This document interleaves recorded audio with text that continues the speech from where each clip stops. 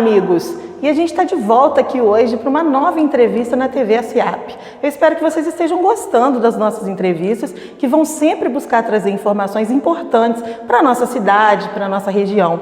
Hoje a gente vai traçar um paralelo entre a saúde e a economia durante a pandemia do coronavírus. Recebendo aqui hoje duas profissionais incríveis e além paraibanas, Paula Esquerdo, economista, e Andresa Lemos, virologista, inclusive trabalha na Fiocruz, na área de testes, né, Andresa?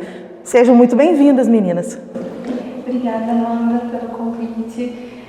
Acredito que a Paula, assim como eu, nós ficamos muito felizes de poder participar, principalmente como além paraibanas, que poder trazer o que a gente sabe para ajudar nessa cidade.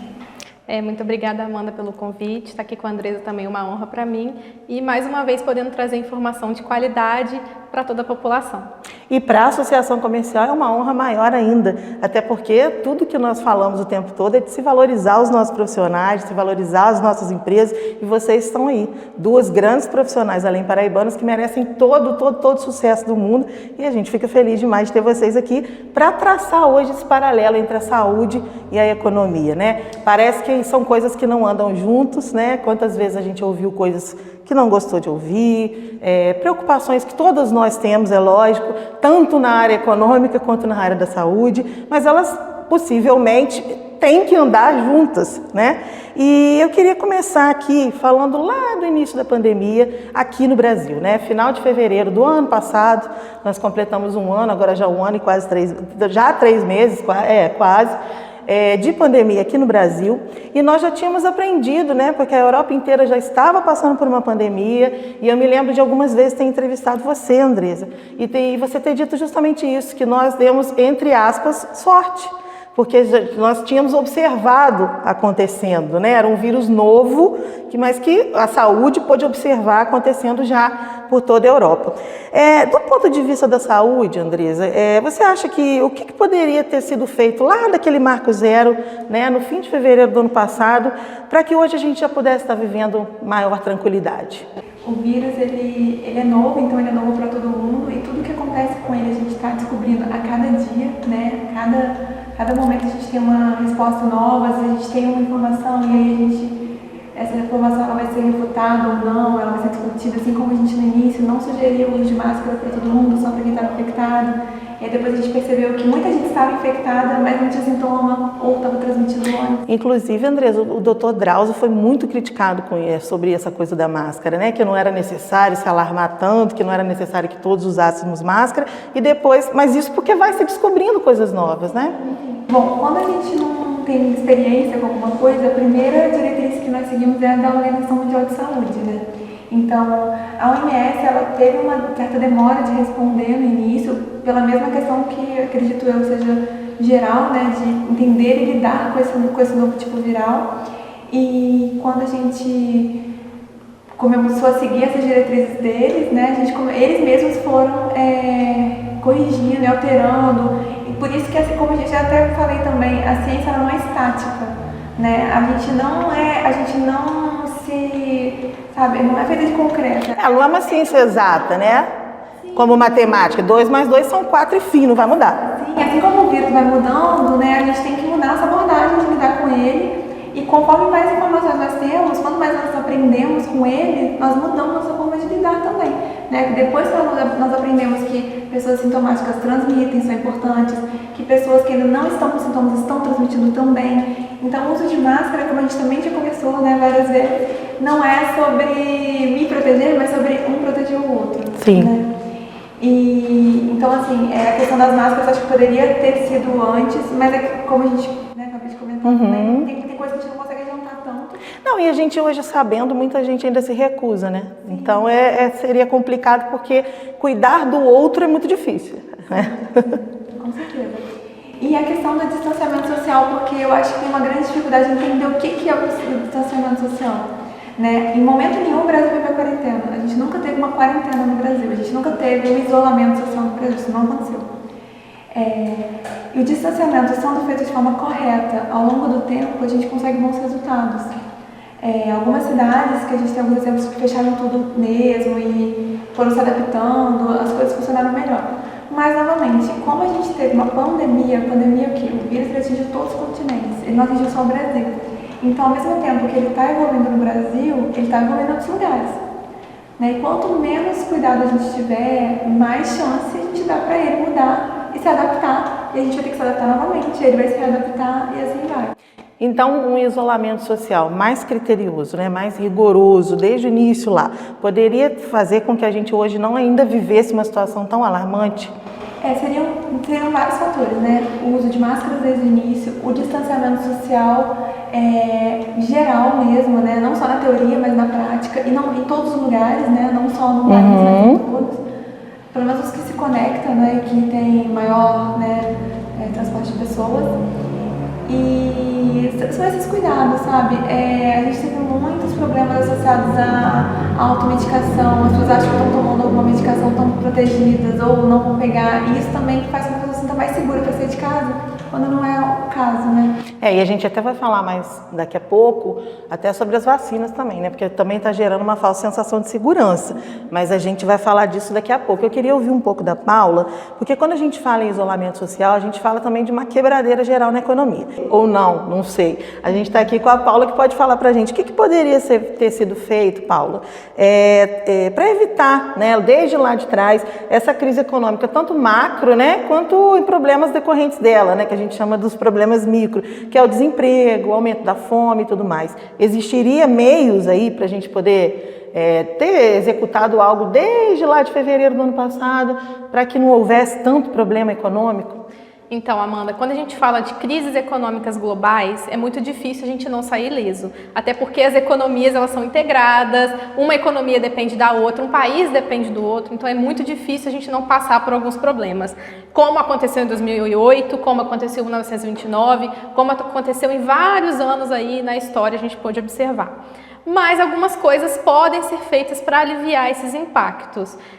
Logo em dezembro de 2019, a gente já estava sentindo que já ia estourar essa pandemia, só que o governo ele ficou muito relutante durante um tempo, no sentido de demorar um pouco a ajudar, né, a entender que ele tinha papel de fato a ajudar nessa recuperação aí da sociedade como um todo.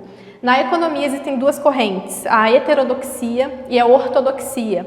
Falando um pouco às claras, né, a heterodoxia, ela defende que todo governo ele deve acompanhar de perto a evolução da economia, diferentemente da ortodoxia, que defende que o governo só pode interferir em momentos onde ocorrem falhas de mercado. Por exemplo, crises são falhas de mercado. Juntando essas duas teorias, a gente tem o quê? Que as duas elas defendem a intervenção do governo em momentos críticos. Então, o governo ele ter se omitido no início, ele ter assim tirado um pouco dele da reta foi muito errado do ponto de vista econômico, né? Até que depois de um tempo eles aprovaram um auxílio emergencial, que foi extremamente necessário. A gente viu isso durante todo o ano e estamos vivendo isso agora. E algumas medidas também de recuperação de empresas, recuperação judicial de empresas que muitas passaram por uma grande quebradeira aí no país todo, principalmente as microempresas, né? Então, e teve uma outra questão também, como a gente ia entrar numa crise aí, as pessoas iam consumir menos, o governo reduziu a taxa de juros. E o investidor internacional, geralmente quando o Brasil ele abaixa a taxa de juros, esse investidor ele sai daqui, porque ele vai atrás de maiores rentabilidades em países que transmitem mais confiança. Então isso também levou uma fuga aí de capital estrangeiro do país, também é um problema que a economia enfrentou, né? Porque assim, mal ou bem, a taxa de juros ela impulsiona a economia, mas também leva o investidor estrangeiro para fora. Então, são coisas que não são tão óbvias, né? São coisas que a população às vezes acha que é muito fácil resolver. É só emitir moeda. Só que assim, geram outros problemas que são inúmeros aí para a nossa economia também. Mas de fato, assim, acho que a Andresa pode falar para a gente, o que prejudicou aí essas medidas econômicas foi justamente a negação inicial do vírus, né? Tipo, não é tão necessário que se fique em casa, não vai transmitir com essa velocidade, negando um pouco a ciência, assim, ao meu ver, né? Concorda ou não? A ciência tem enfrentado um grande inimigo ultimamente, que são as teorias da conspiração e o negacionismo, tanto na questão da vacina quanto na questão da proteção. A gente tem, assim, como as pessoas estão acessando mais os meios de comunicação, estão se comunicando melhor, elas estão se comunicando também não só com fatos, não só com coisas comprovadas. E o que eu percebo, assim, é que a gente tem muito artigo científico publicado muito rápido. Assim, os artigos estão sendo aceitos muito rápido nas revistas, as revisões são muito rápidas, e como as pessoas, claro, querem se informar, elas querem entender o que está acontecendo, porque afeta todo mundo. Sim. Então elas acabam não tendo um olhar metodológico na hora de ler o artigo e interpretar. Então a pessoa lê um artigo, exemplo, o artigo que saiu logo no início da hidroxicloroquina, da ivermectina, in vitro em doses, assim, cavalares, funcionou in vitro. Mas a gente que faz pesquisa sabe que resultados in vitro são muito diferentes dos resultados in vivo. É um caminho muito longo para você confirmar alguma coisa. Então, muitas pessoas se pautaram só no in vitro para falar, então tem uma prevenção, tem uma cura, tudo bem, tá tudo certo. E não tá. O que acontece muito, assim, do ponto de vista da comunicação, é que é muito bom que hoje a gente tenha tanta informação e tanto acesso. Mas, ao mesmo tempo, a gente muitas vezes tem acesso a informações que a gente não entende também. Exatamente. Então, e nem todo mundo vai ler aquela informação e procurar alguém para poder informar. E vai sair disseminando essa mesma informação de maneira errada. Então, é um paradoxo isso, né? Porque é muito bom que a gente tenha muita informação, né? Essa era de todo mundo informar, de todo mundo é um pouco jornalista, porque todo mundo pode colocar ali o que viu, mas, ao mesmo tempo, são visões não éticas, são visões não estudadas, né? São só a minha visão da coisa e pronto. Então, complica muito, né? Sim, como a gente até estava conversando anteriormente, eu e Paula, a gente tem hoje... Tem muitas associações médicas internacionais, associações médicas americanas, de vários países, que defendem muito o uso de algumas medicações que cientificamente não tem nenhum efeito no desenvolvimento da Covid, né, na cura. Não tem nenhum efeito. A gente tem os fabricantes dizendo que não funciona, a gente tem os próprios desenvolvedores dizendo que não funciona, os pesquisadores que primeiro descreveram o estado in vitro, eles mesmos já refutaram, dizendo que não funciona. Mas isso não chega naquele cara lá no interior, né? E as associações médicas, e não só elas, como todo mundo, a gente quer uma cura, a gente quer uma resposta. Todo mundo está muito ansioso por uma cura, a gente acaba se apegando a coisas que não são verdadeiras, né? A gente acaba se apegando a algumas informações como se elas fossem verdadeiras, elas não são. E isso é muito perigoso, sabe? A gente vê, tá tendo uma briga muito grande internacional sobre o uso de ivermectina entre as associações médicas e as associações de pesquisadores cientistas. Sim. Mas os médicos, não que eles não sejam capazes, mas eles não são cientistas. Sim. Então, o método científico, como as coisas, como a farmacodinâmica de uma droga, como ela interage com o vírus, como ela interage com a célula, qual a dose, toxicidade, são muitos fatores que têm que ser investigados. Não é só uma pessoa tomou e não teve nada e ficou bem. O fluxo natural de uma infecção viral como a Covid, que é uma doença que a gente chama de autolimitante, ela não é crônica, é ela se resolver em algum momento, de algum jeito. Então já é o fluxo natural que ela se resolve.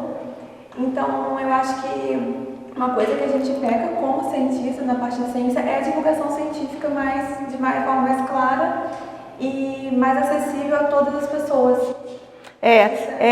Descomplicar, né? Eu falo muito com a Paula isso para a gente tirar o economês da coisa, porque economia é algo também muito inacessível. E aí a parte científica mais ainda, né? A parte de virologia e tudo mais. Porque uma pessoa comum não tem acesso àqueles termos, não vive com aquilo todo dia. Então é necessário que a gente descomplique mesmo, para que chegue nas pessoas mais simples, né? De maneira correta. Né? Paula, como é que você analisa aí durante esse ano aí, como é que oscilou a economia aqui no Brasil e se você acha que poderia ter havido um auxílio emergencial maior ou por mais tempo, para garantir aí a estabilidade maior, né? Pegando um gancho do que eu havia falado anteriormente, né, que a taxa de juros ela baixou justamente para influenciar o consumo. E visto isso, o investidor estrangeiro ele saiu, ele saiu porque ele foi à busca de rentabilidade. E o Brasil é um país que ele não transmite confiança, assim como alguns outros países que esses investidores eles podem ir atrás de rentabilidades maiores, né? Então, talvez se o Brasil tivesse transmitido confiança quanto às vacinas, quanto à questão de vacinação, até porque a gente tem uma estrutura de vacinação, uma das melhores do mundo, né? Talvez aí se a gente tivesse aproveitado disso, pudesse transmitir confiança, mesmo com uma taxa de juros baixa, quem sabe esses investidores não estariam aqui investindo nas nossas empresas, né? Então, também uma outra ótica para olhar. E você acha que esse foi, assim, talvez o principal fator da gente estar numa crise talvez maior do que a de outros países? Acredito que sim, mas o Brasil também é um país com muita... o regionalismo dele é muito diferente, né? Eu falo que nós temos 5 países em um só. Eu também não sei te falar se a gente tivesse feito assim ou de outro jeito, porque o Brasil ele é muito diferente entre si. Às vezes uma política macroeconômica, ela visando o bem de todo o país, ela vai tirar de uma região para colocar em outra, então assim, é um pouco difícil até equalizar. Mas só falando um pouco da questão que a confiança é muito importante também.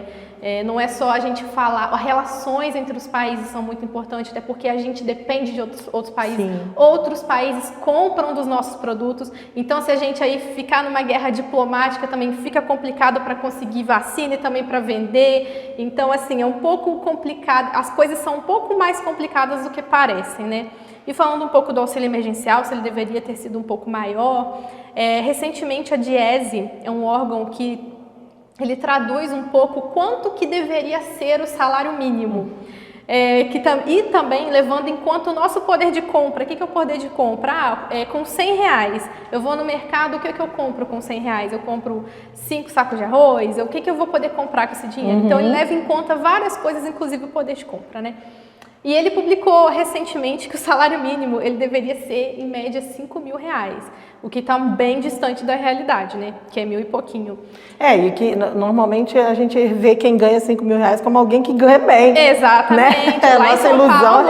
Lá em São Paulo, por exemplo, eu moro lá, né? A gente, geralmente R$5.000 você paga o aluguel, você faz as compras do mês e assim, acabou. Porque, de fato, não é um salário que é compatível, na verdade assim, às vezes a gente aqui do interior, a gente acha que é muito dinheiro, né? Mas o poder de compra com R$5.000 lá é muito menor do que aqui, por exemplo.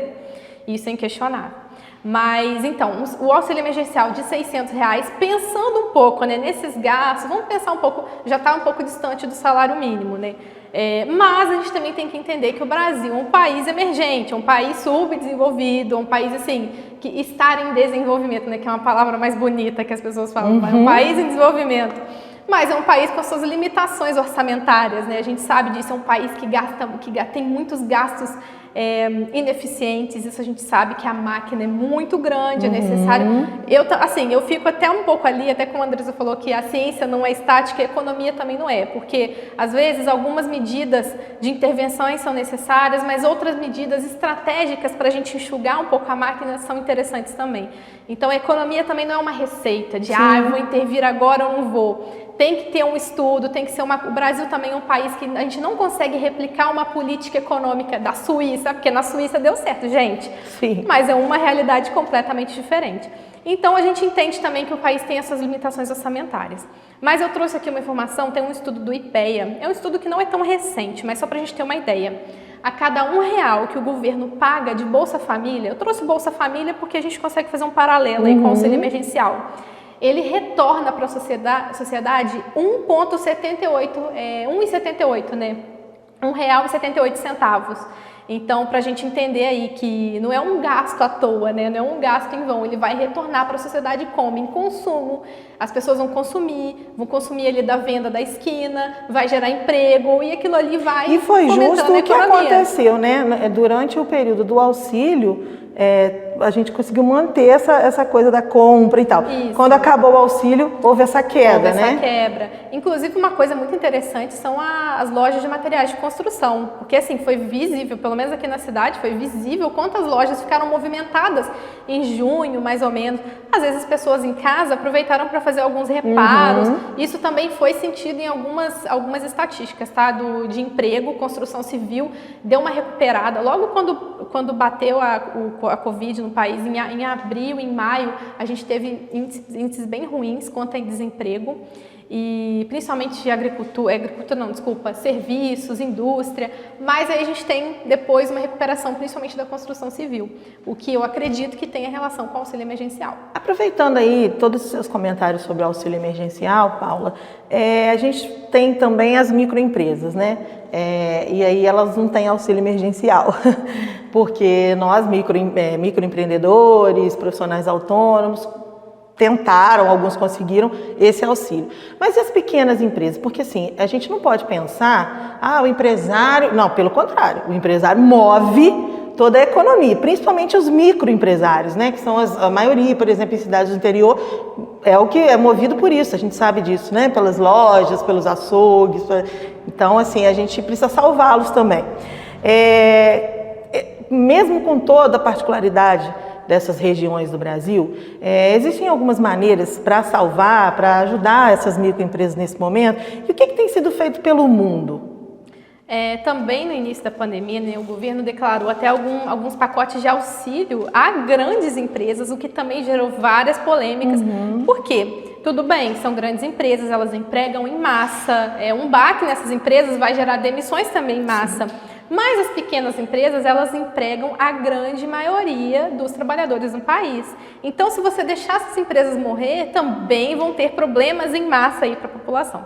Fora que, muito provavelmente, eu não sei, você pode me corrigir, a reserva dessas pequenas empresas é muito menor do que de uma grande empresa, né? Porque a grande maioria também é muito familiar, né? Às vezes não tem uma gestão financeira tão eficiente, vai pagando as contas, não tem muito controle. Então, quando vem uma pandemia nessa magnitude, ninguém está preparado, né? Na verdade, chegou assim, ninguém estava 100% preparado para isso. Então, essa parte do governo foi muito criticada também. Tiveram alguns créditos do BNDES para microempresa, tem até algumas linhas estaduais, alguns que ainda estão saindo, tá, gente? Ainda estão saindo. Aproveitando que a gente está aqui, ainda tem linhas do BDMG e outras eu não sei, BDMG eu sei, porque na Associação Comercial a gente trabalha com o BDMG, então tem linhas disponíveis para empresários, né? Dá um trabalhinho, é burocrático, mas tem linha disponível. Sim, é uma via, né? Você pegar a linha de crédito, mas muitos reclamam que, eu vou pegar o dinheiro, não sabe se lá na frente. Eu vou estar na frente, eu vou conseguir pagar. Sim. Então, no mundo, inclusive na França, teve alguns países bem liberais que eles compraram empresas. A França tem um movimento contrário, né, de desestatizar. O que ela fez? Ela comprou empresas. Ela estatizou nesse momento para poder salvar empregos. Sim. E alguns países bem liberais fizeram isso também. Os Estados Unidos, ano passado, assim, não teve nada nesse sentido, mas esse ano eu tenho fontes assim de pessoas que moram lá. Com a mudança de governo, assim, temos uma nova economia lá. Lógico que eles têm reservas, eles têm um maior preparo que a gente, mas o comportamento até das pessoas já mudou quando mudou o governo. E o auxílio emergencial lá é bem alto. Para as empresas, inclusive, tem muitas linhas. Eles até têm linha que nem é de crédito, é de doação, né, de dinheiro de fato. Porque é justo aquilo que você pontuou, né, Paula, na sua fala anterior. Não interessa se é direita, esquerda, se é liberal ou se não. Nesse momento, é hora do Estado intervir. Exatamente. O Estado está aí para organizar a situação. A gente elege alguém para nos organizar, para nos representar. Sim. Então, a gente não pode exigir nada menos do que isso. Sim. É o mínimo que eles têm que fazer. É dar essa segurança nesse momento. Eles estão ali para isso. Então, no Brasil, eu sinto, assim, muitos microempresários, eles se sentem desamparados, olhando para o governo, dessa questão de, poxa, a gente não teve nada muito firme, a gente não teve nada assim, tiveram igual aluguéis, ficou na mão do proprietário, o proprietário, vou reduzir, o que também ficou difícil também, né, a pessoa que aluga também depende daquele dinheiro. Vive às vezes daquela renda. Então, assim, eu acho que o governo deixou muito na mão dessas pessoas, resolve o que dá para fazer, mas, gente, não, a grande organização está com eles estão com a máquina na mão. Sim. Eles poderiam ter se organizado muito melhor, na minha opinião, principalmente no início, por causa também da confiança, né? Tentar atrair, quem sabe, mesmo com a taxa de juros mais baixa, tentar atrair investimentos para o Brasil. Exatamente. Bom, gente, a gente está vivendo agora um momento melhor, apesar de tudo, um momento de mais esperança, que é o momento da vacinação, que vem lentamente, mas vem imunizando a nossa população de maneira menos exponencial do que a gente esperava, né? Mas está acontecendo. E a gente tem aqui no Brasil a Coronavac, que está sendo utilizada, a AstraZeneca e a Pfizer, uma da Pfizer, né? Que chegou agora recentemente. Inclusive a da Pfizer está sendo enviada só para os grandes centros por conta de armazenamento. Aí eu queria que você fizesse um paralelo aí para a gente dessas três, né? Índice de imunização, até a coisa do armazenamento mesmo, desse uma pincelada geral para que as pessoas ficassem informadas, né? Porque às vezes a pessoa está lá, eu vou tomar essa, vou tomar aquela, e a minha é mais segura, a minha não é. Então dá uma pincelada geral aí para a gente. Bom, para começar, se a Anvisa libera uma vacina é porque ela é segura. Isso assim, são muitos pareceres que têm que ser feitos, são muitos avaliadores, são muitos critérios que são utilizados para uma vacina ser liberada ou não. E os principais critérios são eficácia e segurança. A gente tem todo um caminho em que a vacina tem desde o desenvolvimento da primeira pesquisa até ela chegar no posto de saúde, para ser aplicada. Então, parece que não, parece que você escolhe qual você quer e não é assim que funciona, É muito trabalho de muito tempo. E aí a gente tem hoje no Brasil disponíveis a Coronavac, a AstraZeneca e a vacina da Pfizer. São 3 métodos diferentes de produção de vacina. A gente tem a vacina da Coronavac, que é o método mais clássico assim, de fazer vacina, um dos métodos mais tradicionais. A gente faz vacina, a gente faz o que a gente chama de inativada, em que o vírus, se a gente fosse considerar um vírus um ser vivo ou não, como existe essa questão, é que seria uma vacina de vírus morto. Independente da vacina que for, nenhuma das 3 existe replicação viral. O vírus ele não entra na célula, não existe nenhum tipo de infecção causada pela vacina. Porque são vacinas que não são vacinas atenuadas. Mas Andresa, algumas pessoas vêm relatando alguns sintomas aí depois da segunda dose da AstraZeneca. Isso é possível? É coisa da cabeça? É feito placebo? Como é que é? Enquanto a vacina da Coronavac ela é uma vacina bem tradicional, bem clássica, vírus inativado, ela é uma vacina indicada geralmente para pessoas idosas, para pessoas que têm alguma comorbidade, porque ela tem menos reações adversas, então tem menos chance da resposta, reações de vacina são comuns, são bem comuns, e qualquer tipo de vacina, mas elas são um pouco menores, são um pouco menos, então seriam indicadas para as populações. Enquanto a gente tem a da AstraZeneca, que é uma vacina de vetor viral, e o vetor da AstraZeneca, ele é um vetor de adenovírus. E esse vetor ele é muito imunogênico, ele é conhecido por gerar um estímulo ao sistema imunológico muito grande. E daí suspeita-se que as principais fontes dessas reações adversas todas são por causa do vetor viral, que ele é mais imunogênico, então a pessoa gera mais resposta. Desde a imunidade inata, porque dor de cabeça, febre, essas coisas são relacionadas ao primeiro contato, imunidade inata. Então, como o vetor ele é muito imunogênico, ou seja, ele estimula uma resposta grande do sistema imune, isso que significa. Então, a gente tem mais reações, mas não significa que ela não seja segura. E não significa. E a coisa dos coágulos? A gente precisa falar nisso, Porque assim, tem gente que fala pra mim, não. Eu não vou tomar essa AstraZeneca não, porque ainda mais gente jovem. Gente jovem é que está morrendo com esses coágulos aí da AstraZeneca. Vamos esclarecer isso. O que acontece é que a gente está tendo uma vacinação no mundo todo ao mesmo tempo. Então, qualquer reação adversa que seja muito mínima, a gente percebe. Toda vacina pode dar uma reação, toda vacina pode ter um efeito adverso, pode ter alguma complicação. Isso, inclusive, qualquer remédio pode dar. Sim. Qualquer vacina, qualquer medicação. Inclusive o próprio anticoncepcional. A gente toma anticoncepcional e tem risco de ter coágulos. E é muito difícil alguém ter coágulos. A chance de... É um ótimo paralelo que você traçou, porque a chance de alguém desenvolver um coágulo por ter se vacinado com a AstraZeneca é exponencialmente inferior a de tomar anticoncepcional a vida toda. Então, assim, é muito, muito raro, muito raro. É tão raro quanto um acidente pode acontecer. Às vezes o acidente é mais fácil acontecer do que isso. A chance de uma pessoa ter um coágulo por Covid é infinitamente maior do que a chance dela ter um coágulo pela vacina. Por isso, essa vacina ainda, apesar dessa questão do coágulo que foi muito discutida, ela é considerada uma vacina segura.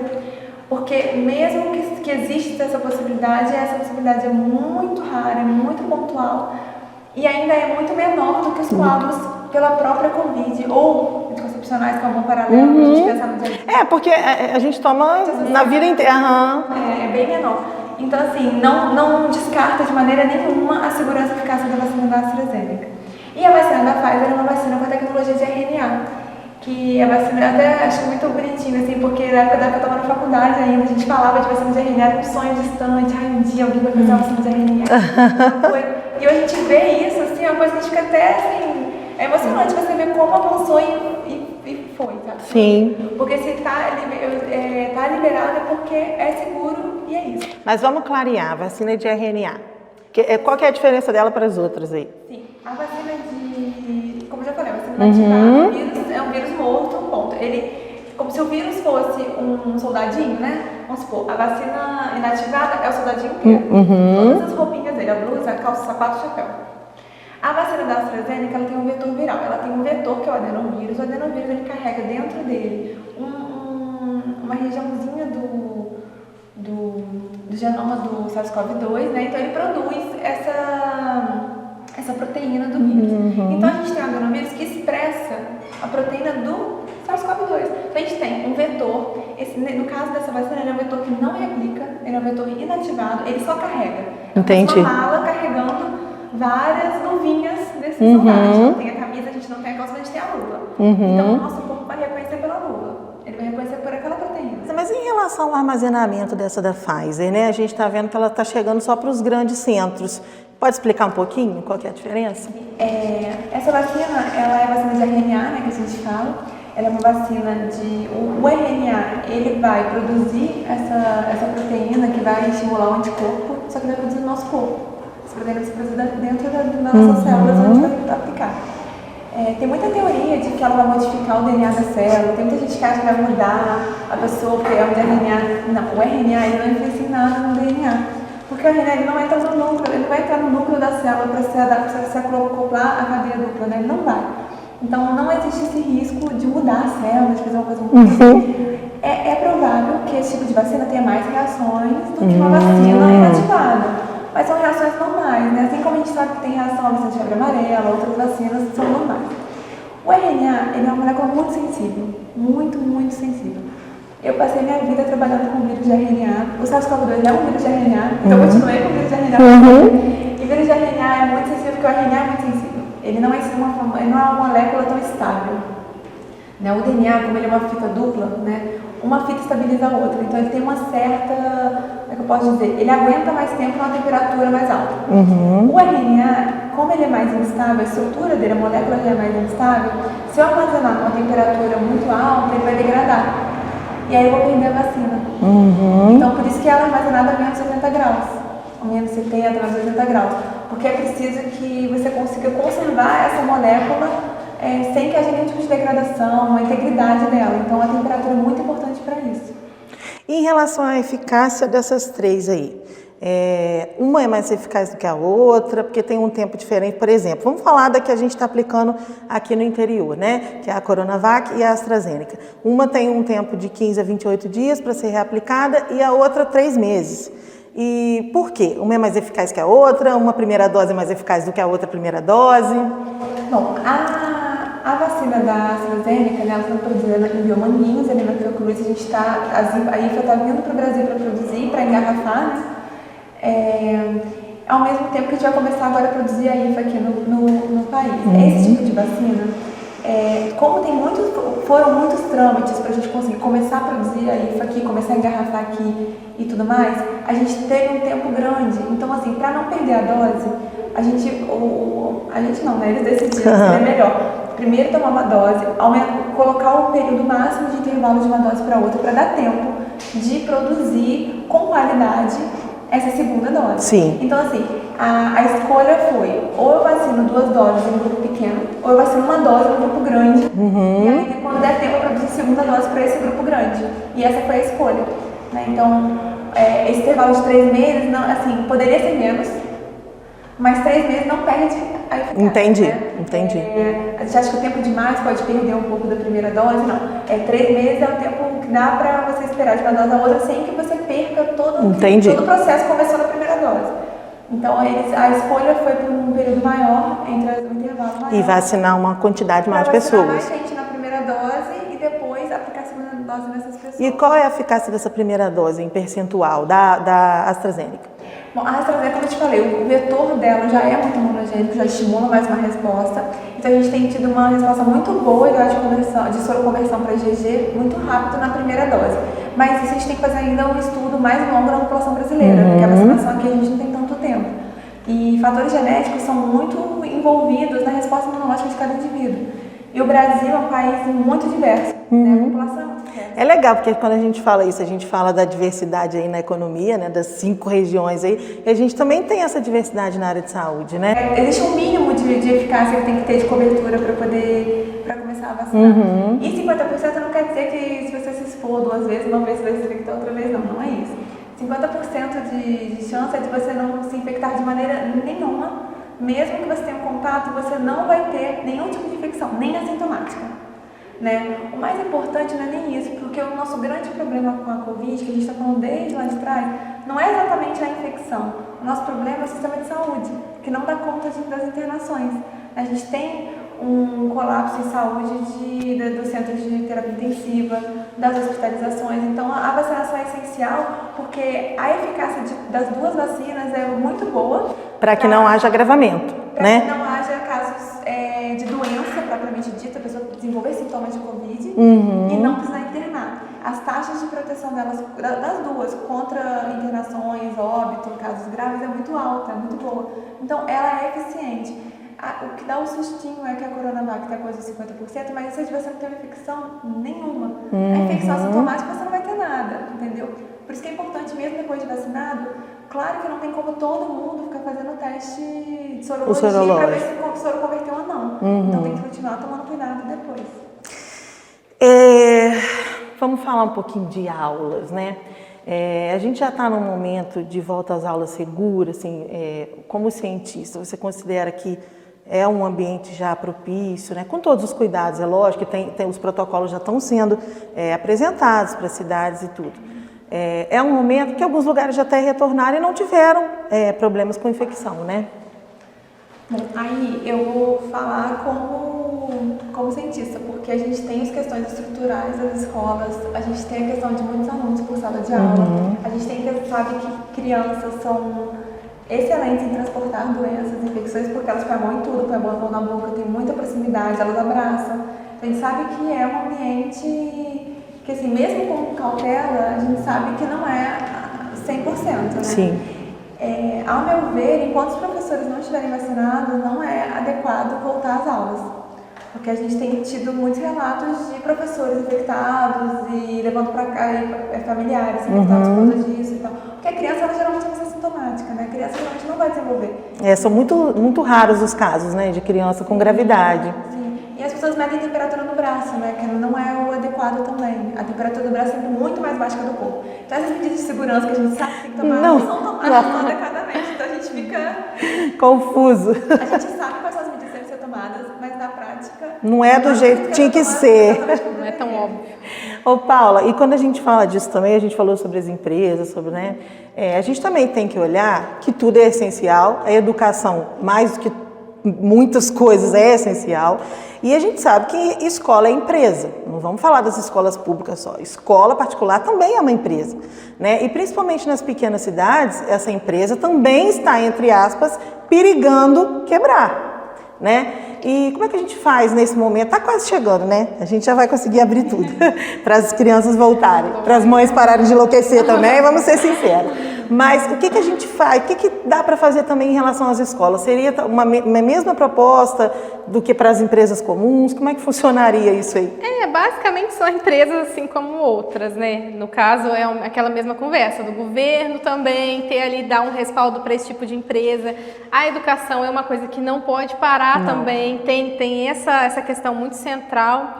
E tem a questão do EAD, né? Não adianta virar para uma escola e falar, você tem que entrar no mercado digital, você tem que se digitalizar, porque é um custo muito alto, né? Nem todo mundo tem esse capital, de fato, porque é um investimento em plataformas, tem que investir em câmeras e é uma coisa, assim, realmente muito, muito cara. Mas está revolucionando o mercado educacional também, né? Eu acho que a maneira em que os professores vão passar o conteúdo agora nunca mais vai ser o mesmo, né? Vai sempre mudar. Até porque hoje a gente tem tanta informação que a gente tem sede disso, né? A gente tem sede de informação. Então, o jeito de passar isso vai mudar. É uma transformação que é aqui e é no mundo também.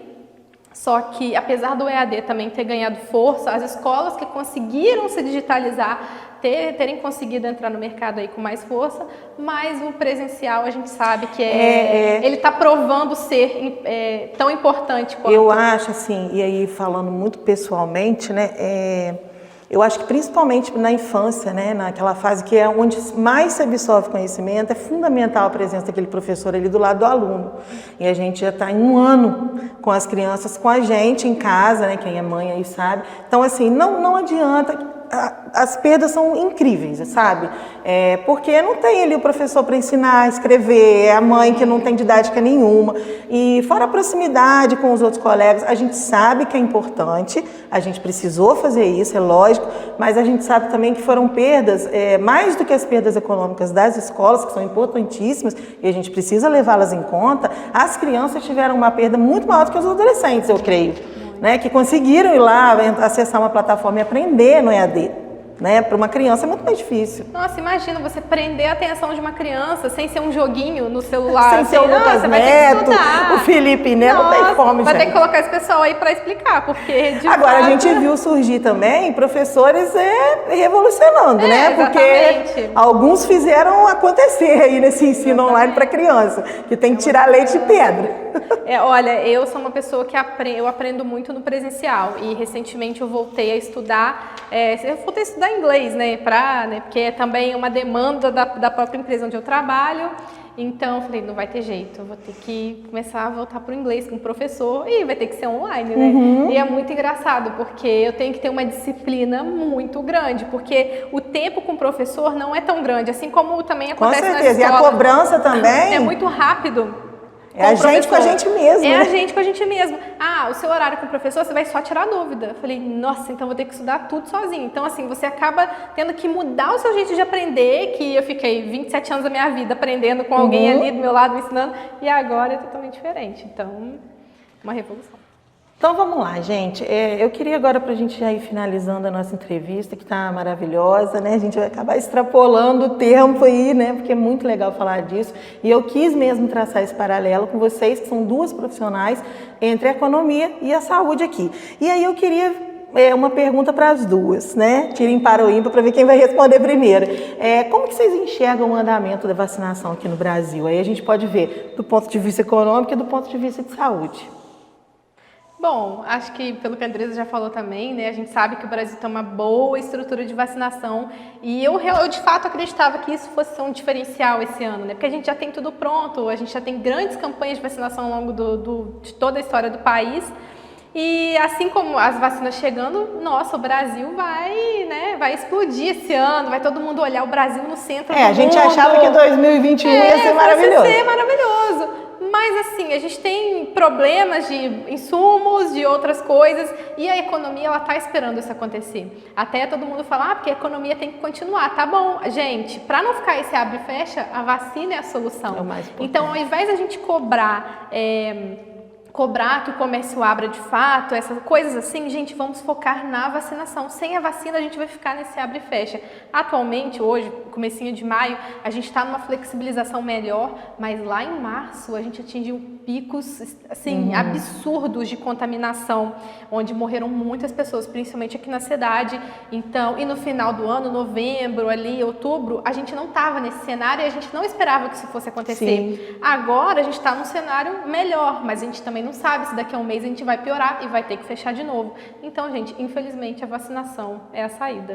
Inclusive a gente tem que lembrar que a Federaminas, né, que é a nossa federação, ela apoia isso, ela tem uma campanha, vacinação já, e nós aqui da Associação Comercial também. Então, assim, a Associação Comercial, ela não é a vilã de nada, ela não quer que todo mundo morra, muito pelo contrário. Ela quer realmente que a saúde e a economia andem juntos, e a gente sabe que é preciso cobrar vacina. Então, em meio a todas as coisas que a gente vem questionando e cobrando, a gente também quer a vacina para todo mundo, tá?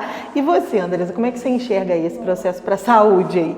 Quando que você acha, vamos apertar, quando que você acha que a gente vai poder ficar num barzinho, sentado, todo mundo conversando, as crianças na escola e tudo mais? A gente já estava fazendo isso, infelizmente não tem como. O Brasil, como a Paula mencionou, o Brasil sempre foi uma referência internacional em vacinação, sempre foi. Não só de produção, exportação e cobertura vacinal, mas sempre foi uma referência internacional. Sempre auxiliou a ONU, sempre auxiliou a OMS nisso, então o Brasil sempre foi uma boa referência. Com o tempo, com o surgimento de muitas correntes anti-vacina, a gente teve a reinserção de algumas doenças que não existiam mais no Brasil. Sim. A gente eliminou o sarampo em 2016, não deu nem anos ele voltou, e assim, isso é registrado em artigo publicado, artigo científico, que ele voltou em famílias anti-vacina. Então isso é muito grave. Então assim, o Brasil, ele mesmo com isso, ele continuou insistindo, continuou sendo com ótimas campanhas de vacinação. Sim. O Brasil continuou sendo um ótimo perfil. Mas a gente tem tido muitas dificuldades, principalmente diplomáticas, de importação, de negociação, para que essas vacinas aconteçam, né? As instituições, o Butantan, a Fiocruz tiveram papéis fundamentais nas negociações, na importação, em todas as estruturas. Com certeza, o que está sendo feito é o melhor que tem se conseguido fazer com o que se tem, né? Apesar de todos os entraves econômicos, tudo que está atrapalhando, a gente está com muitos obstáculos que a gente não tinha antes para produzir vacina. Então, eu acho que a gente está tendo um desempenho muito bom para o que a gente tem. Porque falta insumo para a gente e falta insumo para o mundo. Porque todo mundo está fazendo a mesma coisa, né? Então, a gente tem que lembrar que ao mesmo tempo que a gente está precisando de insumo, a IFA não chega e agora como é que vai ser? Está todo mundo nessa briga ao mesmo tempo, né? Não é só a gente. Agora que a coisa começar a produzir a IFA, que já dá muita tranquilidade para a nossa produção ficar otimizar, assim como o Butantan já está produzindo também, então as coisas estão mais aceleradas. E eu espero que o quanto antes a gente consiga liberar cada vez mais doses, mais rápido, né, para todo mundo. A vacinação é a única solução, assim, a gente não tem nenhum remédio que cure, não tem nenhuma terapia que cure a Covid, né, como a gente falou, autolimitante, né, então a gente não tem um remédio milagroso, a gente não tem uma terapia milagrosa que vai curar, não tem. A única coisa é a vacina. E não tem remédio preventivo, só a vacina? Não tem remédio. A única vacina é a vacina. Sim. A única prevenção é a vacina. A vacina é a vacina para a nossa saúde e é a vacina para a nossa economia. Exatamente. Com certeza. E vacinar é você se cuidar e cuidar do outro, porque se alguém não puder vacinar, você está evitando que esse vírus circule. Por que a gente está nessa segunda onda desesperadora? A gente teve a variante P1 chegando, a gente tem a P2 também. Tem alguns países como na África, principalmente a África do Sul, que é um caldeirão de variantes. E o Brasil se tornou também um caldeirão de variantes, porque as pessoas não respeitam o distanciamento social, elas se automedicam incorretamente, elas se expõem e não se vacinam. Então, assim, quanto mais gente vacinada, menos chance a gente dá para o vírus, é menos a oportunidade que ele tem. Porque vírus ter mutação é normal, vírus ter variante isso é normal, é natural do vírus mudar. Mas a gente não pode deixar que ele mude a ponto da vacina não ser eficaz mais. Sim. Porque se ele mudar e a vacina não for mais eficaz, a gente vai ter que reformular a vacina. E aí dá muito mais trabalho. Aí são mais 2 anos presos em casa. Então o ideal é que a gente... É muito difícil agora, mas se a gente se controlar, se a gente tiver disciplina, se a gente se cuidar, distanciamento social, álcool, lavar a mão com sabão, máscara, tudo que a gente já sabe, eu não sou de falar. Sair para trabalhar, evitar ainda aglomerar, né? Se você tem que trabalhar, você tenta trabalhar com cuidado, né? Tenta não ficar encostando nas pessoas, na hora que você for comer, você não comer muito perto de alguém, né? Cada hora até nas mesas, né? Um por mesa, você não vai espalhar. Porque são os dias que dá para fazer, enquanto já está tendo essa flexibilização, você consegue tomar cuidado mesmo assim, né? É possível você se cuidar, né? Então, esse momento é um momento difícil, mas é um momento crucial para que a gente consiga vacinar o máximo. Estamos chegando lá, né? Vamos ter um pouquinho só mais de paciência, porque está todo mundo muito impaciente. Só para a gente finalizar, essa coisa de ficar escolhendo vacina, né? Igual eu comentei aqui há um tempinho atrás. Eu não vou tomar AstraZeneca. Eu vou tomar... Por que acontece isso? E não tem que acontecer, né? Não, a gente tem vacinas desde muitos anos, desde a varíola. Todo mundo sempre tomou todas as vacinas, elas podem ter reação, pode não ter, elas têm seus níveis de eficácia diferentes, mas são todas essenciais. A gente eliminou a polio, a gente eliminou o sarampo voltou por causa do movimento de vacina, mas a gente vai eliminar de novo. Então a vacinação elimina doenças, ela salva vidas, então não tem melhor vacina. A melhor vacina é a vacina que tem disponível para você onde você mora. Se você tiver alguma condição que não possa tomar algum tipo de vacina, o seu médico vai te dizer. Mas em geral, né, a melhor vacina é a vacina disponível.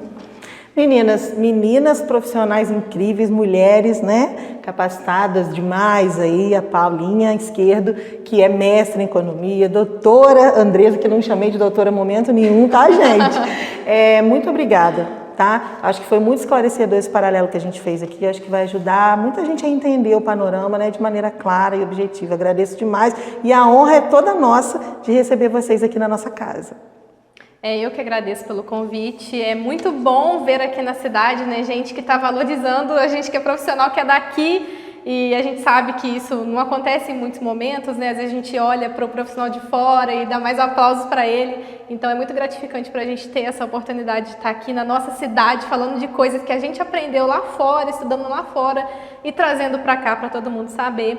E só falando um pouquinho também que, igual eu fiz mestrado, a Andresa fez doutorado, também são maneiras de aprender a ciência, né, no mestrado, por exemplo, e o quanto é difícil, o quanto é penoso, só a gente sabe o quanto que é difícil aprender uma metodologia científica e aplicar aquilo ali, para a gente ter uma hipótese, chegar no final, chegar numa conclusão. Então não é tão óbvio quanto muitas pessoas acham. Eu li um artigo na internet, tirei essa conclusão. Não é bem assim. Então, assim, só expondo um pouquinho do quanto é angustiante esse processo científico, quanto que é difícil. E, mais uma vez, obrigada a oportunidade. Eu queria agradecer também o convite. É muito bom poder debater com a Paula, que é para mim uma referência de economia. Amanda também, como jornalista. Fico muito feliz de poder voltar para a Paraíba, para poder contribuir de alguma forma para informar as pessoas, né, para o bem-estar da nossa cidade. Vocês, a CIAP, eu agradeço em nome da CIAP, vocês são um orgulho para nós, né? E nós da CIAP fazemos questão sempre de dizer que os nossos profissionais são bons, que as nossas empresas são boas, e é um orgulho muito grande. Muito obrigada a você que ficou aí até agora assistindo a gente. Eu tenho certeza que você aprendeu muito aqui, né? Porque a gente estava com duas feras traçando esse paralelo aí entre a saúde e a economia. E vamos ter um pouquinho de paciência. Está chegando a hora de todo mundo se encontrar de novo.